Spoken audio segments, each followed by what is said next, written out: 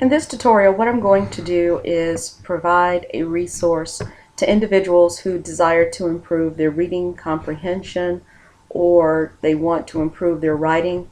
The good thing is the tool that I'm going to show you actually pertains to adults, children who are in middle school, elementary school, and so forth. The first thing that I'm going to do is state that this particular tool is available at no charge for individuals who reside in North Carolina. The first thing that I would recommend is for you to go to NC Live. And when this particular screen shows, what you would do is you would click Login. By doing this, you have the opportunity to select your library. So what I would recommend is that if you live in Wake County, you select that county. If you live in Durham, select that county. And so what we're going to do now is I'm going to scroll down and I'm going to choose Wake County Library. So here I'm going to choose Wake County Public Libraries. By clicking on Next, what it's going to do is it's going to ask you for your library barcode number. So what I would recommend is that you go in and make sure that you put that information in. And then it's going to ask for your PIN number. What you should do is fill that information in as well. If you do not have a PIN number, but you do have a barcode, what you can do is click on this link here by selecting Local Library. What it'll do is allow you the opportunity to open this up. And when you look over to the left side, let's say that the closest library to you is East Regional Library. What you would do is you would click that. When this information shows up, just call this particular number.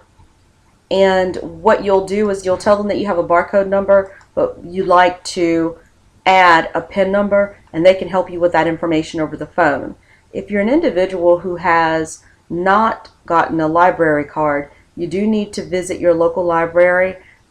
From what I'm familiar with, many of them will not allow you to get a library card unless you come in person. And once you go in person, then you do have the opportunity to set up an account so that you can access these resources online. So I'm going to close this. In this particular case, I do have a library barcode number, and I'm going to enter this information in on the screen.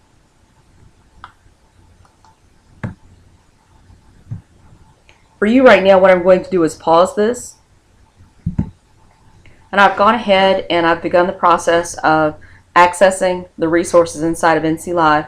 And as I scroll down, what I'm looking for is the right side. More specifically, your screen should look very similar to mine.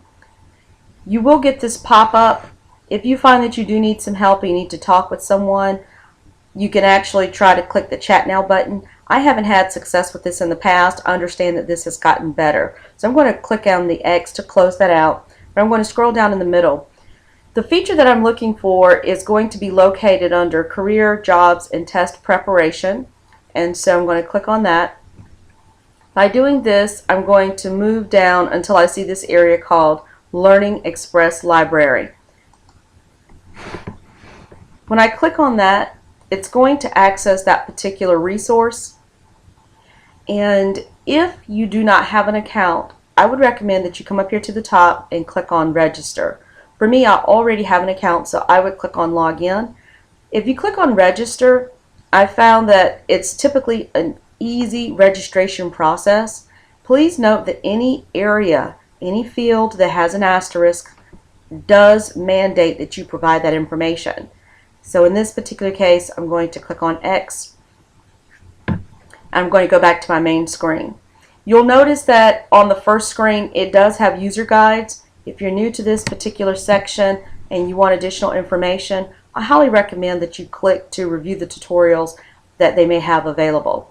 Here, what I'm going to do is I'm going to log in, and I'm going to do that by clicking on the login hyperlink. When this screen comes up, you are going to sign into the account with your email address and your password. So what I'm going to do is I'm going to pause this, and then I'll come back as soon as I log in. Now, when you're done and you've logged in, it says welcome, whatever your first name and last name is. In this particular instance, what I would recommend is that you take a look at the top. More specifically, I am on home. If you hover over the different hyperlinks, it'll show you what the drop-down selections are for each section that you highlight. And what I'm going to do is I'm going to focus on these learning centers that are available. More specifically, if you click on this button, it'll take you through so you can see the different groupings that are available for the resources that you may want access to. And I think they've done a really good job in here of providing multiple resources for what you may need. Now, in this particular case, if you decide that you want a resource and you want it more specifically for a child, I would recommend that you navigate through here until you get to a section that either A, shows you the school center. You'll notice that it says resources are available for elementary, middle school, and high school students. It can help you prepare for tests. It can help you prepare for math subjects. It can also help you prepare for English. So I'm going to click on this because it also has core subjects available. And when you select that, you'll notice that by default, it automatically pops up and shows you elementary school, middle school, high school. And what you would do at this particular point is you would click on the selection that most appropriately suits your situation. So I'm going to click on this one for elementary school. Instantly, or should I say by default, I'll notice that math is what pops up on the screen. If you look over to the left side, you'll notice that this particular resource has tests, ebooks, and tutorials available. If you decide that you want tutorials, what it'll do is it'll teach you using an electronic version or an electronic type of instruction, and then you'll have drills and practices along the way so that you can fine-tune your skills. And if you really need to repeat a particular lesson, you'll have the opportunity to do that.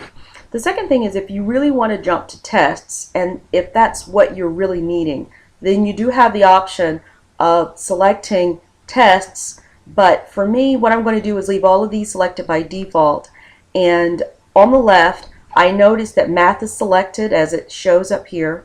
I'm going to recommend that I select English Language Arts Skill Improvement because that's really what I would like to do. And what you'll notice is this pops up on the screen. It points out that you'll get practice sets, ebooks are available, and it'll also point out that there are different areas that are available under the English Language Arts section. So you have the reading practice you can get for information, literature, writing, and practice essays. And the grade levels will vary. If you find that you need to modify the grade level, just go back over, for example, to middle school. And here you'll see that they have English Language Arts, and then the same applies to high school. So for me, I found this to be a very good resource, and it's one that I actually used for my child as it related to learning grammar, spelling, vocabulary, writing, and